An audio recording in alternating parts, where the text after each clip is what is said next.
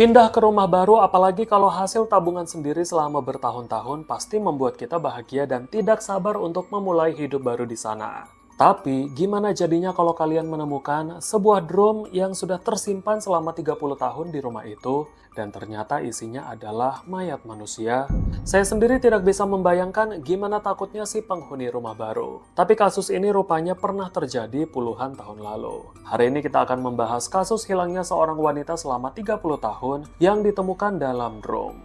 Tapi sebelum kita masuk ke ceritanya, saya mau adakan giveaway kecil-kecilan untuk kalian semua dengan total uang jajan 500.000 untuk 2 orang pemenang. Caranya gimana? Gampang banget, nggak usah follow-follow atau repost-repost lah. Cukup spam komen di bawah minimal 3 kata aja, mau komen apa aja terserah kalian, dan 2 akun dengan komen terbanyak akan menjadi pemenangnya. Batas komen jam 10 malam WIB dan pastikan kalian semua komen sebanyak-banyaknya.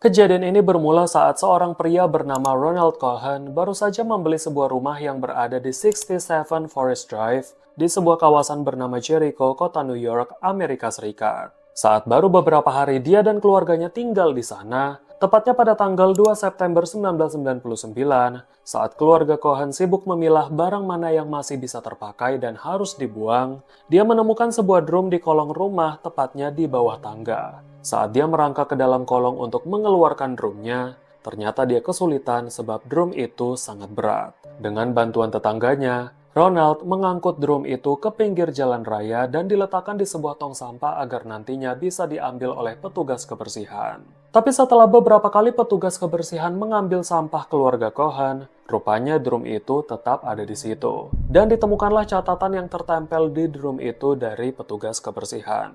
Kalau drum itu sangat berat untuk diangkut, jadi keluarga Cohen disarankan untuk menghubungi Departemen Kebersihan dan membuat jadwal khusus pengangkutan drum itu. Tapi karena dia penasaran kenapa bisa drum itu begitu berat, dia langsung memanggil tetangganya tadi untuk membantu membuka tutup drum. Dan saat dibuka, dia mencium bau yang sangat menyengat. Tapi drum itu kelihatan hanya berisi manik-manik plastik. Karena Ronald penasaran dengan baunya, dia menggali tumpukan manik-manik plastik itu dan dia menemukan sepasang sepatu serta tangan manusia. Dia langsung melaporkan penemuannya ke kantor polisi. Petugas kepolisian datang dan langsung mengevakuasi drum yang sangat berat itu. Bahkan saking baunya, para petugas harus memakai masker. Keesokan harinya, petugas kepolisian kembali bekerja untuk melakukan penyelidikan terkait penemuan drum itu. Saat dibuka, di dalam drum itu petugas menemukan beberapa barang pribadi seperti sisir, liontin, buku telepon, dan tentunya mayat seorang wanita yang sudah menjadi mumi dengan kondisi masih berpakaian lengkap, memakai sepatu, dan meringkuk di dalam drum. Mayat wanita itu dibawa ke laboratorium untuk diautopsi. Rupanya, dari hasil pemeriksaan, mayat itu mengandung janin 9 bulan dan ditemukan pula bayi yang siap dilahirkan sepanjang 43 cm dengan kondisi yang sama dengan ibunya. Penyebab kematiannya sendiri diduga kuat karena pukulan keras di bagian kepala karena ditemukan retakan pada tengkorak belakangnya. Ditemukan juga sebuah gigi emas di mulutnya yang tidak umum ditemukan di antara orang-orang Amerika Serikat. Karena pada saat itu tren gigi emas hanya ditemukan di antara orang-orang Amerika Tengah dan orang Amerika Selatan saja. Dari hasil pemeriksaan lanjutan diketahuilah bahwa mumi wanita itu dari ras Amerika Hispanik atau orang Amerika keturunan Spanyol berusia 20 hingga 30 tahunan.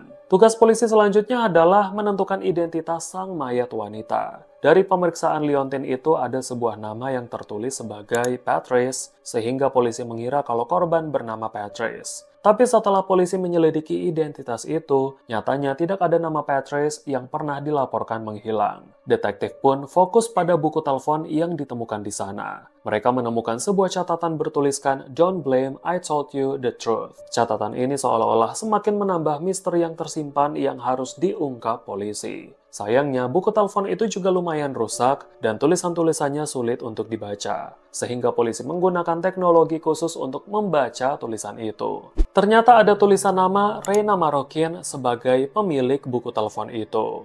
Awalnya detektif tidak mau berasumsi kalau wanita itu sebagai Reina. sehingga mereka mulai menghubungi nomor telepon di buku itu satu persatu untuk ditanyakan apakah mereka kenal dengan Reina. Sayangnya semua nomor telepon di buku itu banyak yang sudah tidak aktif dan ada juga yang salah sambung karena berganti pemilik rumah. Tapi sebuah titik terang ditemukan saat detektif menghubungi seorang wanita yang bernama Kathy Andrade. Waktu polisi bertanya ke Kathy apakah dia kenal Reina, Kathy langsung bilang kalau dia kenal dengan Reina, bahkan Reina adalah sahabatnya. Dari sinilah detektif langsung tertarik untuk bertemu dengan Kathy, dan saat pertemuan, Kathy mengaku bahwa sahabatnya bernama Reina menghilang 30 tahun lalu secara tiba-tiba, dan sampai hari itu tidak pernah ditemukan. Kathy ingat bahwa terakhir kalinya Reina menghilang pada bulan Januari 1969.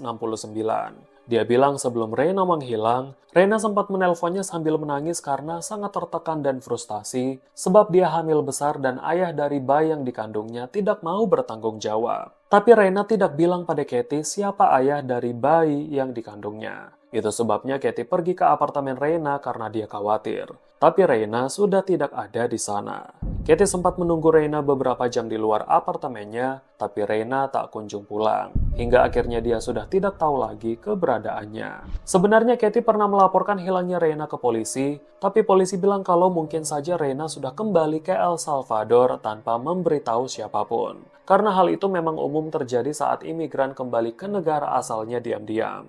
Beberapa bulan kemudian, Kathy mengunjungi ibunya Reina di El Salvador untuk menanyakan keberadaan Reina. Awalnya Kathy mengira kalau Reina sudah kembali ke negaranya di El Salvador. Tapi ibunya bilang kalau Reina tidak ada di sana, dan ibunya juga tidak pernah lagi menerima surat dari Reina selama berbulan-bulan. Saat polisi membawa Kathy untuk mengidentifikasi mayat wanita hamil yang ditemukan dalam drum itu, Kathy langsung tahu kalau itu adalah Reina, sahabatnya yang hilang 30 tahun sebelumnya. Disitulah dia tidak bisa menahan kesedihannya dan Kathy menangis sekencang-kencangnya. Penyelidikan yang dilakukan polisi terus dilakukan, sehingga mereka bisa mengetahui bahwa drum itu diproduksi pada tahun 1965 sebagai drum pengangkut atau penampung zat pewarna. Sebab di drum itu tertera tujuan pengirimannya ke sebuah pabrik bernama Melrose Plastics, yang merupakan sebuah perusahaan besar pembuat barang-barang plastik dari polistirena. Ditemukan juga fakta bahwa butiran manik-manik plastik tadi berjenis polistirena, dan rupanya merupakan bahan yang digunakan di pabrik Melrose Plastics. Polisi juga menemukan daun plastik atau daun sintetis yang biasanya digunakan untuk hiasan dan dekorasi, yang juga diproduksi oleh pabrik yang sama. Setelah fakta-fakta itu terkuak, ditanyakanlah kepada Kathy apakah dia tahu tentang pabrik Melrose Plastics. Dia bilang kalau pabrik itu adalah tempat dia dan Reina pernah bekerja. Dan pabrik besar ini dimiliki oleh seorang pengusaha kaya raya bernama Howard Elkins. Petugas pun kembali mendatangi rumah keluarga Cohen untuk menanyakan asal-usul rumah itu sebelum dibeli. Sebab drum itu ditemukan di rumahnya saat dia baru pindah ke sana. Ternyata Ronald Cohen bilang kalau dia membeli rumah itu dari pemilik sebelumnya yang juga bernama Howard Elkins seharga $455.000 atau sekitar 3,5 miliar rupiah. Dan kabarnya Howard Elkins sudah pindah ke Boca Raton, negara bagian Florida. Dari hasil penelusuran polisi, rupanya memang benar kalau Howard Elkins pernah memiliki pabrik bernama Melrose Plastics sesuai dengan yang dikatakan Kathy. Tapi dia sudah menjual pabrik itu ke orang lain pada tahun 1972 atau 3 tahun setelah Reina menghilang. Polisi juga menemukan arsip laporan pada bulan Desember 1968 dari seorang wanita yang bernama Ruth Elkins yang pernah melapor ke polisi kalau suaminya yang bernama Howard Elkins berselingkuh dengan seorang wanita Hispanik yang adalah karyawan pabriknya sendiri. Tapi laporan itu rupanya sudah dicabut sebab wanita itu sudah berdamai dengan suaminya. Dan rupanya, dari hasil pemeriksaan lanjutan buku telepon milik Reina tadi, ditemukanlah juga nama Howard Elkins, nomor teleponnya, dan alamat rumah yang sama dengan tempat mayatnya ditemukan. Hal ini menambah keyakinan polisi kalau Howard dan Reina mungkin menjalin hubungan. Sebab sangat jarang ada karyawan yang menyimpan nama, nomor telepon, dan alamat rumah bos tertinggi perusahaannya kalau tidak ada apa-apa.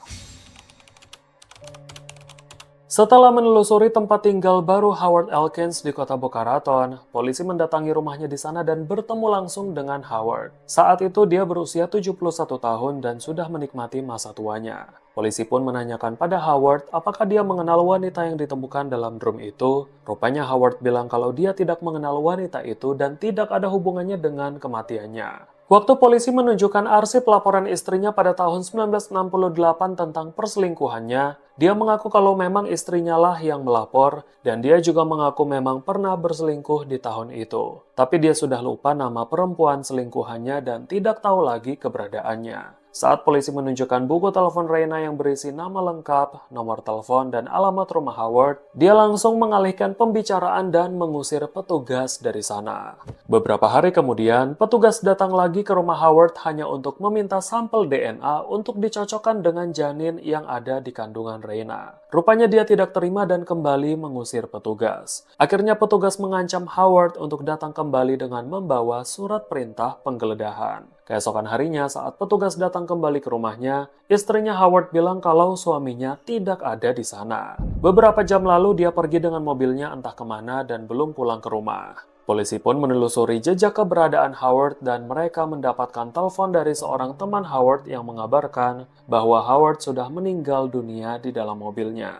Polisi datang ke lokasi dan polisi menemukan dia sudah bakar sendiri di kursi belakang mobil menggunakan pistol yang baru dia beli di Walmart pagi itu saat dia memarkirkan mobilnya di garasi rumah temannya. Mereka pun mengevakuasi jenazah Howard dan mengambil DNA-nya untuk dicocokkan dengan janin dalam kandungan Reina.